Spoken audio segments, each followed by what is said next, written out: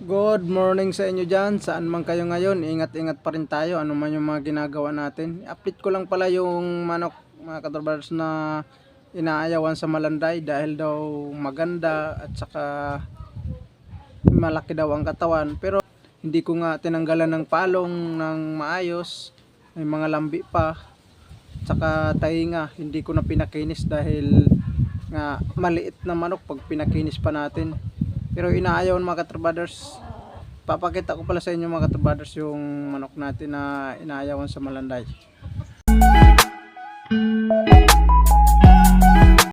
Pero inaayawan ng kalaban.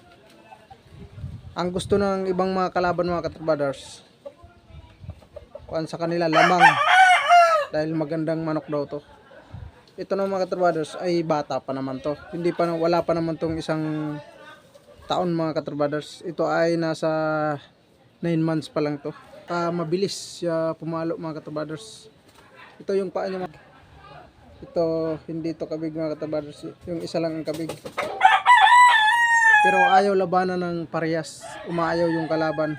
Gusto ng ibang mga kalaban, ang lamang sa kanila, malaki sa kanila. Ayaw nila maglaban ng parehas. Ito naman kasi mga katrabaders, pag ibinitaw mo, talagang sobrang bilis maglaro. Talagang gumagano ng paa, kumikis-kis ang paa. Hindi pa nakakadikit ang kalaban, yung paa gumagano na, malayo pag gumagano na. Kaya naubos natin to. Talagang napakaganda talaga na manok. Yan, ito. Tinanggalan pa natin to. Talagang maganda talaga siya ng manok mga katrabaders. Kaya umayaw yung kalaban. Kaya hindi tuloy na palaban mga katrabaders. Maganda-ganda sana yung posta nito at saka yung premium mga katrabaders yung hinahabol natin. Kaya malalaban to mga katrabaders sa linggo to matutuloy dahil hindi na tuloy sa linggo to natin itutuloy.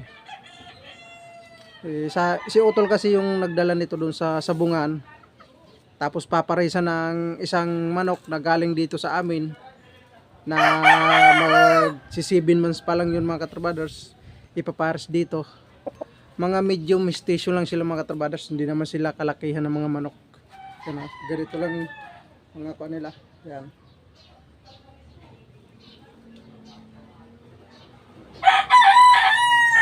Gusto ko lang sabihin sa aking mga viewers at sa aking mga subscriber na tayo ay hindi naman sa bungero. Tayo ay nagbe-breed bungero. Hindi tayo sa bungero mga katrabaders, tayo ay nag-handler lang sa aking kapatid, nag-handler lang ako mga katrabaders. Dahil ako ay may kunting alam din sa pagmamanok. Yan. Gusto ko yung manok na mabilis at saka maliksi pag hinawakan mo, magalaw. Yun ang mga gusto ko. At saka yung silong mga katrabaders. Kailangan dapat itong silong na to, maluwag yung silong ng ating mga manok. Yun ang gusto ko. Tapos pagdating naman sa mga babae, gusto ko yung malaki yung mga balikat at yung silong. Gusto ko malapad yung mga silong. Ayaw ko magmanok ng mga yung silong na hindi maluwag. Ayaw ko magmanok ng ganyan. Dahil para sa akin lang naman mga katrabaders, para naman sa kaalaman ko, mas maganda yung na maluwag ang silong niya. Dahil pag pumalo yan, para sa akin mga katrabaders, hindi ko naman linalahat. Pag pumalo yan sa kalaban, talagang pasok na pasok yung kanyan, palo. Dahil maganda yung silong niya, maluwag, talagang may space talaga siya pag pumalo, hindi yung dikit na dikit. Ulit ko na lang kayo mga katrabaders sa laban nito sa linggo. Dahil ano ipapares nito, yung galing sa amin na manok na binili ng isang buyer natin, na gusto pa sana kumuha pag mayroon pa raw. Siyempre naubusan na tayo ng stag dahil nga bininti na rin natin, tapos ang natira ito na lang. Sa sunod pa tayo magpagbenta dahil yung mga binibreed natin ay maliliit pa. Sana swertehin tayo at saka sana nandiyan kayo mga katrabaders. Thank you so much sa inyo dyan at ingatan natin ang yung mga alaga natin dahil umuulan.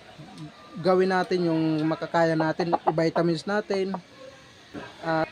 Kaya hanggang dito lang muna tayo mga katrabaders. Thank you so much sa inyo dyan at God bless sa inyo dyan. Good luck.